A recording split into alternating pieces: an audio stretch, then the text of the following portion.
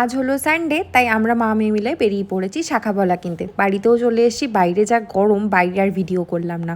অনেক দিন ধরে ইচ্ছে করছে একটু মোটা শাঁখাপলা পরবো, তাই জন্যই বাজার থেকে এটা কিনে আনা। আর আসার পথে মিও আমরো থেকে দুটো পেস্ট্রি আমার আর বোনের জন্য আর একটা কোল্ড ড্রিঙ্কস কিনে এনেছি। কিন্তু মেয়ে তো আমাকে দেখে ভয়েই পাগল। মাথায় যদি এরম একখানা গামছা বেঁধে রাখি তাহলে তো ভয় পাওয়াটা খুব স্বাভাবিক, তাই না বলো? কিন্তু আমারই বা কী করার আছে বলো তো? যদি জীবনে কারোর মাইগ্রেন থাকে তাহলে তো আর অন্য কোনো শত্রুর প্রয়োজনই পড়ে না, তাই না?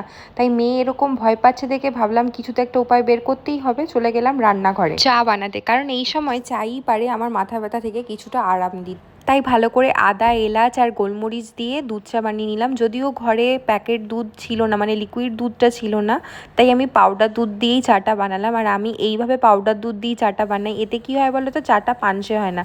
আর তারপর তো চাটা খেয়ে মাথাটা ফ্রেশ হয়ে গেল। আর তারপরে মাম্মামেরও ভয় কাটলো, কারণ হচ্ছে মাথা থেকে গামছাটা খুলে দিল আর ভালোই বেশ গল্প করছে।